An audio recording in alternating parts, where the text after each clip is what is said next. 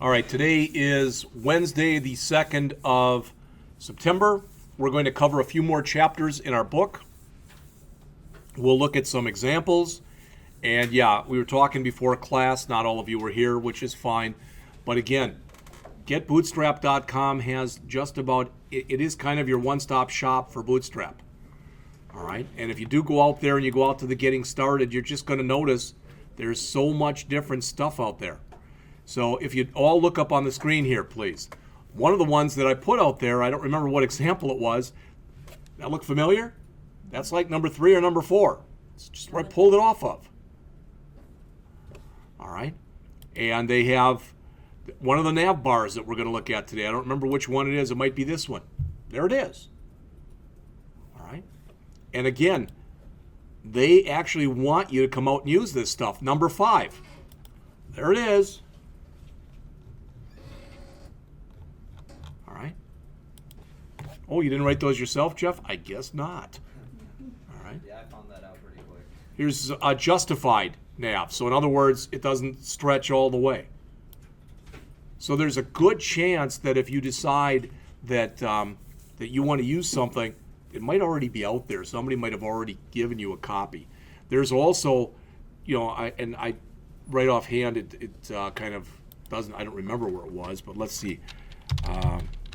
If I go to say Bootstrap examples, for example, again, there's theme examples that Get Bootstrap Expo. They've got all sorts of sites that have already been pre-built. All right. Grid examples, etc. W3 schools, and I wanted to mention this. If you've never seen this before, this is a pretty nice tutorial. And I think it just stops there if I'm right. No, I'm not. All right. Somewhere here, they're Bootstrap 3. All right. Copy. I was going through this during the summer, and I thought this was pretty good. Make that a little bigger. Again, sometimes I'm sure that when I give you a site and I go, oh yeah, you ought to look at this, it's got some good stuff in it, you may not agree. All right. In other words, I might think that the site's really good, but you might find it hard to go through or whatever.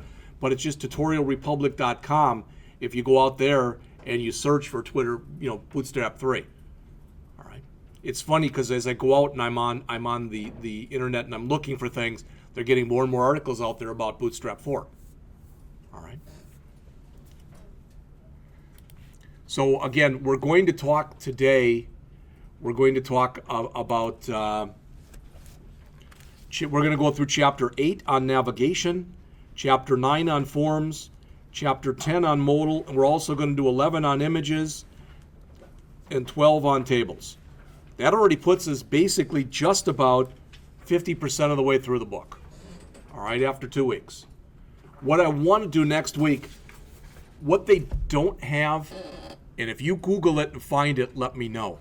But what they really don't have a lot of out there on the internet is, for example, you put in something like, show me a Bootstrap website from start to finish with great explanations. All right? There aren't a lot of those out there. There's a lot of stuff out on YouTube, and some of it's good. Some of it that's good, unfortunately, the people giving it, I'm not saying I have the best or worst voice, all right, when you listen to my stuff on YouTube, but I don't have much of an accent other than a Midwestern type of accent. And with some people that are out there, you can tell how knowledgeable they are, but their voice is so hard to understand, and that really can take away from it. I'm amazed. I go out there and I listen to some people, and I can't understand what they're saying. And I look at the likes, and there's 80 likes and there's 3 dislikes. All right, but remember, you can vote for yourself too, and you can be Chicago. You can vote often. All right. But again, like I said, there's so much stuff out here. So let's start taking a look at Chapter 8. So Chapter 8 talks about navigation. So I wanted to go over a couple of the examples that were in here from Chapter 8. All right, so I've loaded some stuff up here.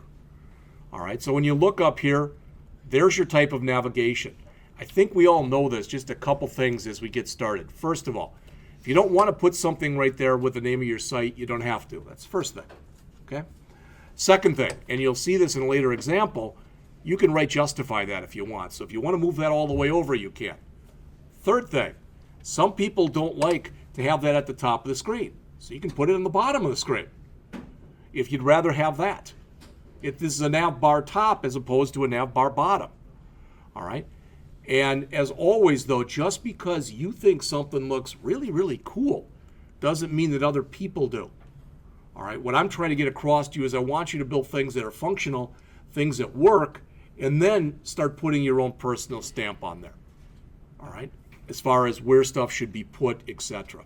Now, another thing that this particular example shows, if you look on the screen here, these are referred to as pills. Just like a bottle of pills type of thing. All right. With pills, if you notice, these are vertical pills. You can have them set up horizontally, and you'll see an example of that in here. All right. This chapter goes through a lot of material. What I started to do, again, and I know it sounds like a bad broken record, but I went over to components and brought up the thing on Navbar and just started reading it. All right? Because as you go through here and you keep going and you keep going, oh, there's an example. That's the best way to learn. I'm just telling you that right now. You know, have that template page that we created and drop this in. And then start picking it apart. If you don't know what something is doing, then comment it out. Run it again, okay? I mean, one thing that confuses a lot of people is this whole idea about navbar collapse. What that navbar collapse says is when you cut it down this much, that's the collapse. It says collapse the menu down. So instead of showing it normally in a horizontal fashion across the top of your screen, the collapse says when you get to a certain point based on media queries, size of device or whatever, it says collapse it down and don't show it. It's still there, or you know what I mean. This is not the example to show you, but there it is. It's still there, but it's collapsed. You only have, you know, let's face it, when you're using one of these, you only have so much room. All right? And it's funny, I watch people. If you heard about people talking about phablets, I watched it. It was something online. It was a while back, and it was they were trying out a new phone, and it was almost right between maybe a 7-inch tablet and this, and they were calling it a phone. And I was watching the guy try to put it into his pocket. It's like, it ain't happening there, bud. All right. I guess you could put it in your pants pocket, but even these are hard enough to stick in a pants pocket. All right. So when you look through here, they give you some very simple examples. And again, that's what this book is full of. But what I want you to do is if you have your book, turn to page 43, because what they show you on that page is they start getting into menus. And I guess I didn't show any menus here. I thought I did. Unfortunately, I had a bunch of this stuff open. There it is. And then I accidentally closed it all. All right. But if you look here, here's the menus. And you might look at that and go, well, that's really confusing. They don't have to be put here. You can, again, put them up at the top if that's what you want. You can also set them up so you've got drop downs. All right. You can even change the direction and have it go upward if you'd rather do that. So there's a lot of different stuff that you can do with this. All right. And when you work with this, none of these right now, they went through a big song and dance and said, if this is the home page, why would you ever have a thing there that says that says home? You're already at the home page.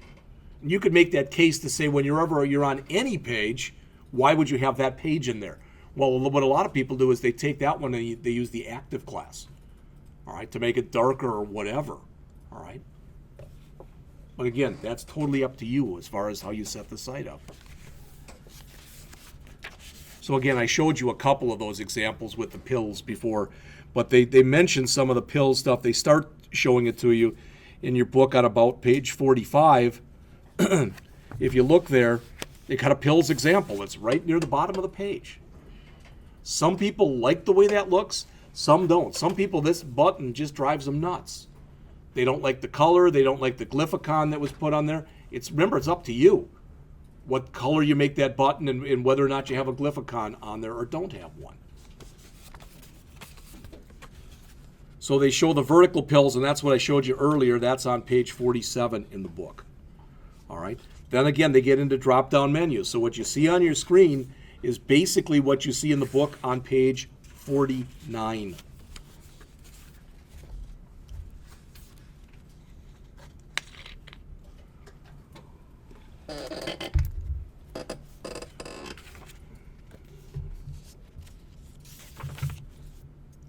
Now remember, when you start doing this, and if I bring up, I'm going to bring up one of their examples. It's here, DL-navbar.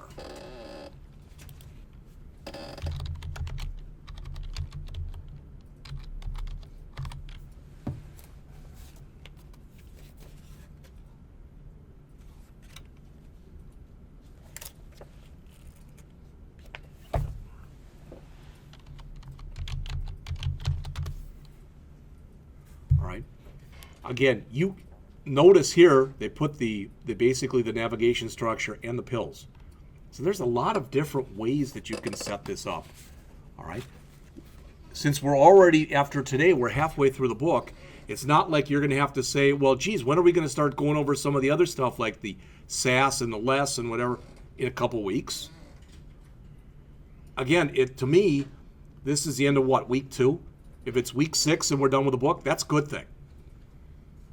All right. Now, with some of you, and you know who you are, I'm not looking at anybody, I'm not being accusory or anything else. With some people are like, well, he's not lecturing anymore, I guess I really don't have to show. I don't like that.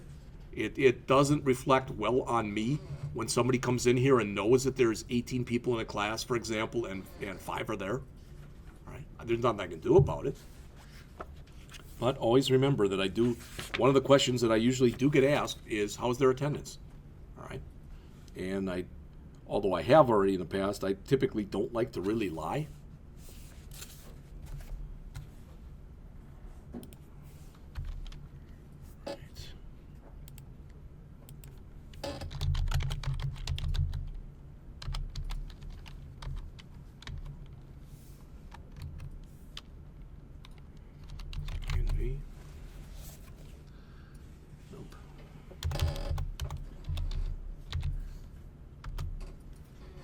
Yeah, something's wrong here. Right? It must be me then. P-nav in INV.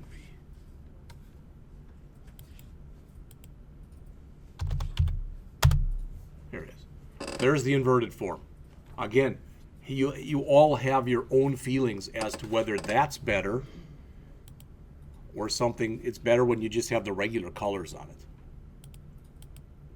All right, now that's something we're going to do in a minute.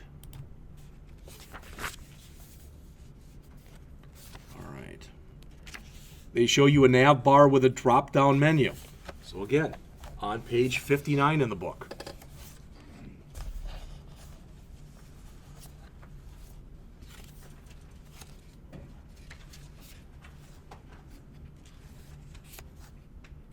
And I already talked about the collapse. They make a big thing on this in here.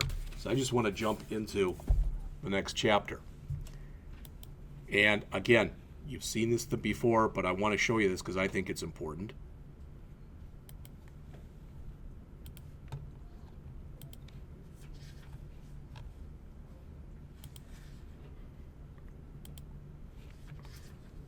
So again, under getbootstrap.com CSS, going over to forms. They literally put entire forms out here. So again, you can grab all that stuff. If you grab that and you throw it into your template file, and run it, that's what it's going to look like. So I don't want the checkbox, then remove it. All right, but they've got some fairly advanced forms that they put in here. And I mean, let's face it, if you get something like this, all right, it's not a big stretch to go and change that, add a few more fields and put a few more things in there. All right. Also, it's fairly easy to just set up, having it come in and do some work for you as far as validation. Now, it's not built into Bootstrap. What you end up doing is you end up calling some jQuery or writing some jQuery. All right. I wanted to show you something. Again, it was one of those things I had open, but I closed. So I'm going to show it to you right now. Let's see.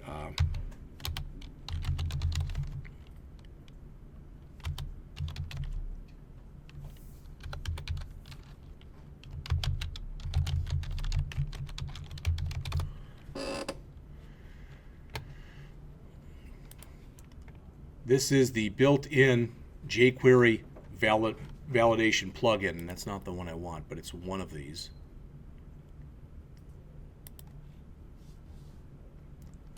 This is a very simple little video that they created that's about 13 minutes long. All right, and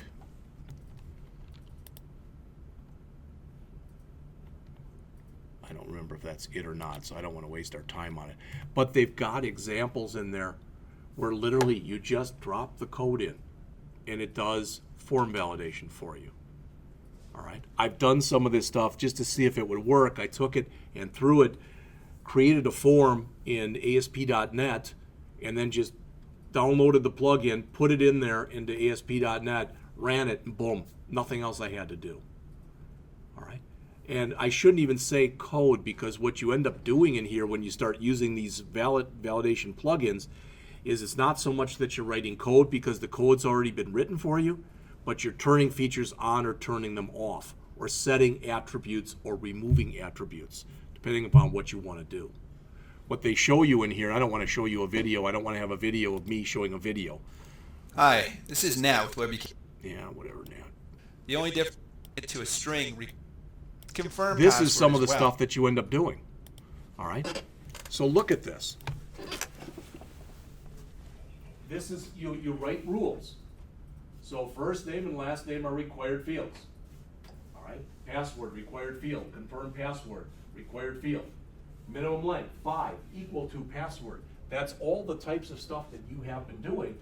You probably did at least something similar to that with code for Jim when you had the jQuery class. Now, maybe you didn't write anything even like that, but you did something where you were writing code. With a plugin, the idea is somebody's already written the code, but you just have to be enabling and disabling features that you want or don't want. And he goes through this. He goes through a really good example in here. That's why I don't know if I can go backwards and find it. Yeah, that's it there. There it goes away. And it's real simple. And you'll notice if you click submit, if he does, I can submit. Okay, that's with everything filled in. Let's go take a look at the code. And here he has it before that. Please enter your first name. Please enter your... So he sets up what that says. There was no code that he had to write other than going in and setting this stuff. All right. Now, and I'm not advocating, no, don't ever write any code. Just go out and find plugins. No, I don't mean that.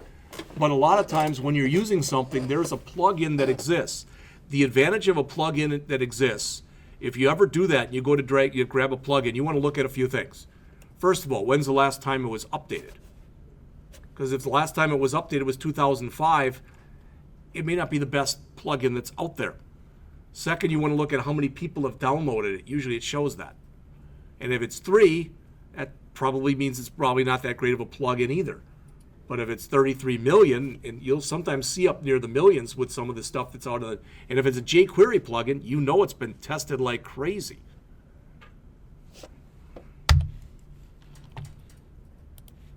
So what they do in this chapter is they come in and they create a sign-up form. And then they show you basically by doing some of the stuff that we've already done, how you can come in there and, well, maybe it's this one. I don't know which one it is. There. Required field. All right. All they did was make it red, and you're not moving off of here. Okay, I put my name in there. Submit again. See how it moved? All right, and I'm not sure why that's still lit up, but that's really not that important a thing. But if I put in something invalid, still there. All right, and there was no code really to do this. So you can see how it's working its way through here. All right, so what they have you do in here on page 66 and 67 is they have you come in and start building the form. Most of it in here is thrown in. I think it's the one that starts on page 69. It's most of the chapter. Pages 69, 70, 71, and 72.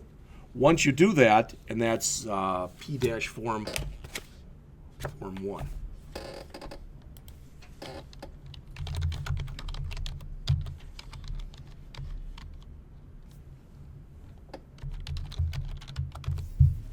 to have you build this. And again, you can look at that and go, well, that's okay. These are way too long. It's kind of ugly. You can all go in there later with CSS and fix all that stuff. All right. But the actual code to do this, again, I think I've already shown you that, but it's out here someplace, right in here. All right. In fact, one of the first examples that is here under, I get forms tables up. There it is. It's almost the same example. This is, and you may or may not agree with this, you may or may not understand this, but this class is actually very challenging to teach because a lot of the stuff that's in here, it's just drag this and drop this. All right. What I've started to do, and I want to go back and double check it. I actually just found it a little bit ago, and now, of course, I don't have it open. But I had gone through the first 10 chapters about where we'll be at the end of today. All right, we'll be a little farther, but around there. And I had gone through and manually keyed in every exercise that was in there. And some of them I had to do a little bit of fidgeting with to get them to work. But basically, I got all of them to work. All right? And I'll put it out there. I don't care. You've already got it because it's the same stuff that you get out here. And again, that's why it's a good and a bad thing to have all that code out there. All right? Because sometimes, I think at least you learn the most by trying it yourself and then starting to make some changes to see, or breaking it yourself. All right, so they go through this simple form and then they validate it. That's what the last half of the chapter is on. It's all about a validation. Finally, they go through on page 83 and they talk about an alert. So in other words, they're starting to make this stuff more a little bit almost modal. So there's a message on the bottom, password and repeat password must be the same type of an idea. You can set up alerts or you can turn off alerts depending on what your preferences are. And speaking of modal, that's really the next chapter here.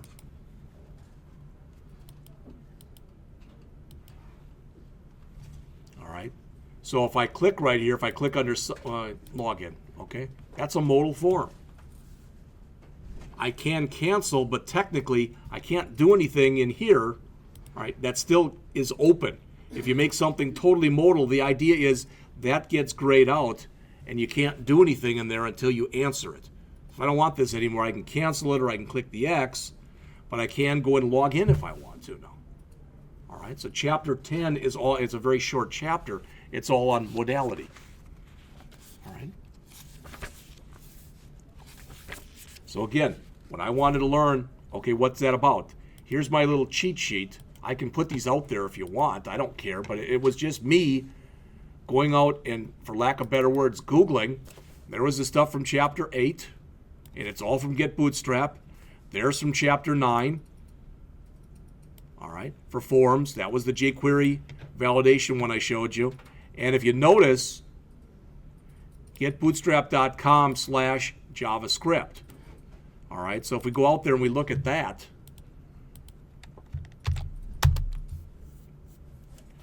they start running through how you might use JavaScript with this. This is straight JavaScript. This is not jQuery. All right, that's in here too. But they talk about just using some regular JavaScript and what you might want to do, how to do transitions. I mean, and there's a bunch of code in here. So if you want to create your own, okay, that's a stupid example, but it shows modality. So the idea is you have to answer this before you go on. That's the idea behind a modal form. Typically, you're giving a message to a user and you're asking them to respond. If you don't care, you click close, or you click cancel, or you click whatever. All right.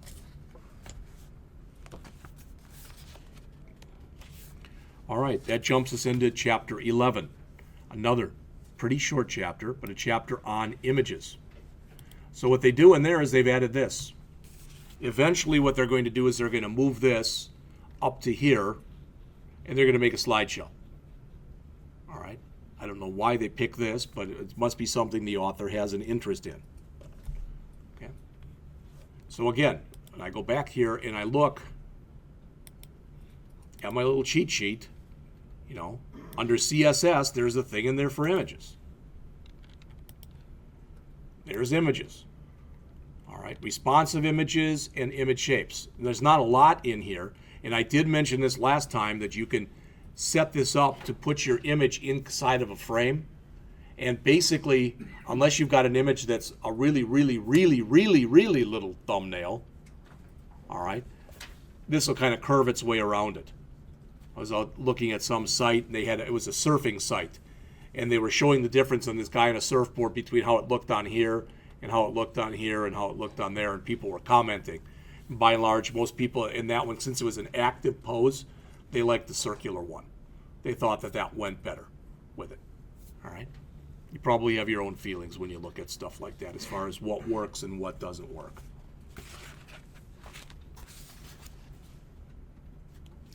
Not hard to stick an image into one of these columns if you want to do so. They show you this on page 94. It's just putting in an image tag. That's all there is. So in some ways, this class is kind of a culmination of this class. This class is a culmination of 157, where you learned HTML and you learned CSS, 119, where you learned JavaScript, and 167, all right, where you learned about Ajax and about jQuery. Not only that, when you look at the example that's on here, okay, there's our picture. See how it resized? There's its size. If you don't have responsiveness, have you ever done that when you've gone out to a site and the picture stays the size that it is and you shrink it down and it's still that big so you can see somebody's ear or whatever instead of seeing their face? All right. Again, all of that stuff is built in. And they even give another example on page 97 where they put the picture up there and they put text around it. All right. Well, and actually that example is pretty much what you see right here. And this is the square, and they show you on pages 98 and 99. 98 shows that a rounded corners, and 99 shows it in a circle. All right.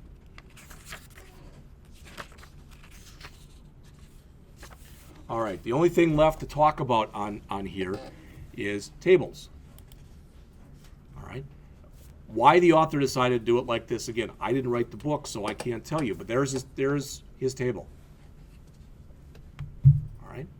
So there's his table heading, there's his table data, table data, table data, there's no table footer, and there's no caption.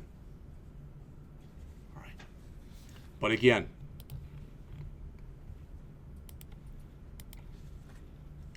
if I go, it's again under CSS.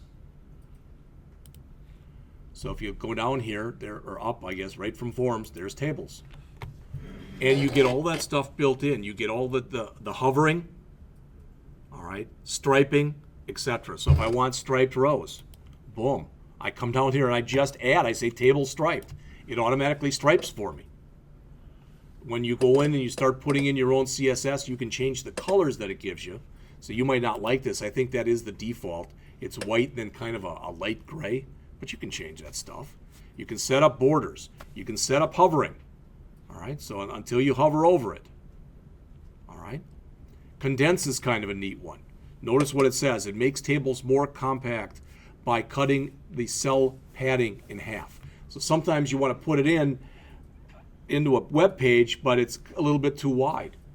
All right, so when you condense it, make it look a little bit nicer. Then you can start doing your work, playing with the individual things that are in there. All right, and as always, and you've seen this before, all right, I know it's a broken record, but you notice when we look in here, the table's also responsive. All right, so you get all that stuff by default. All right.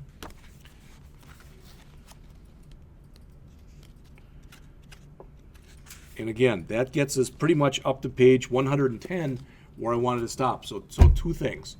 First is I want to go back and I want to review all the things from chapters 1 through 10 that I did.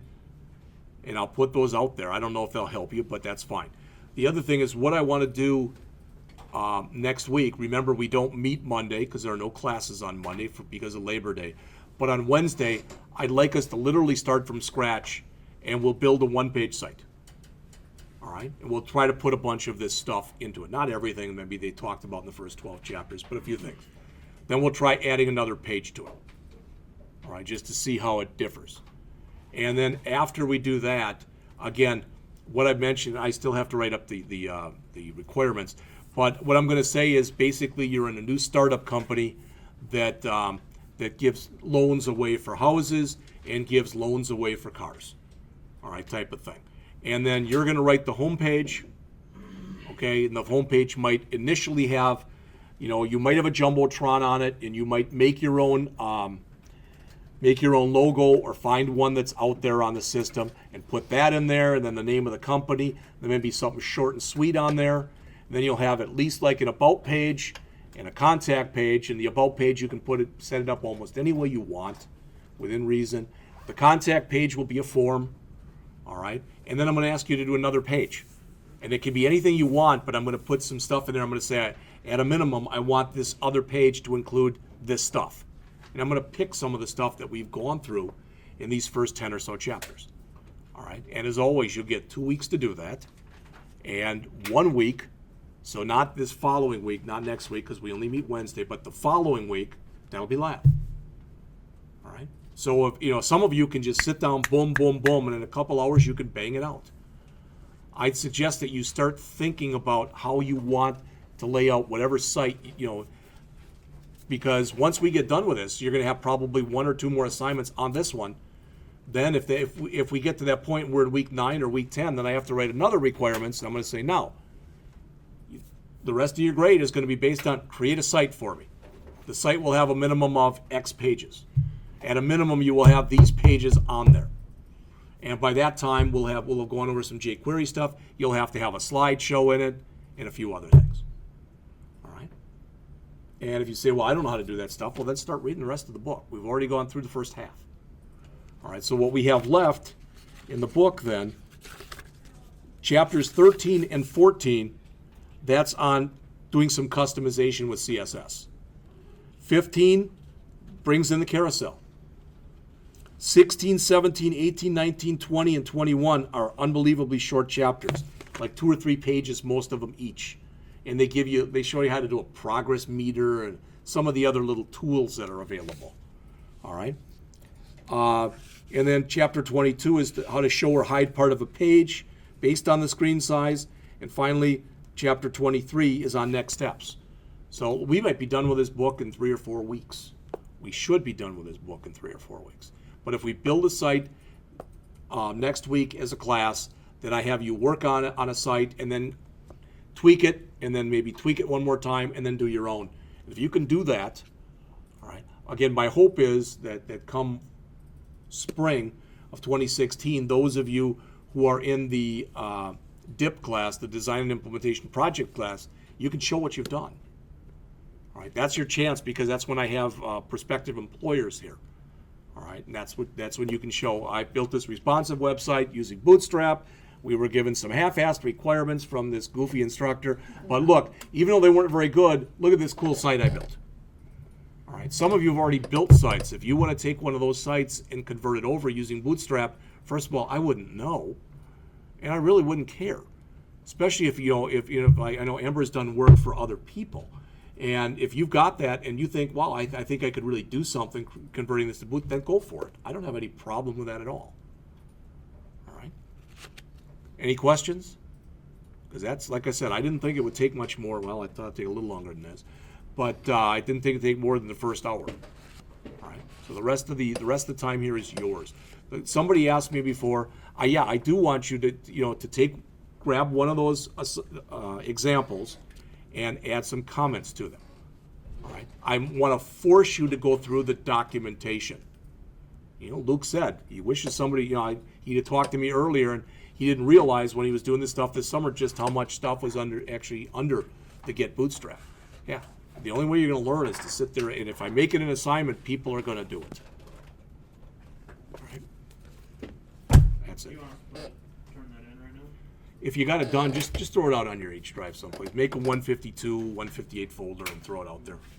Yeah, put a homework folder underneath that or something like that.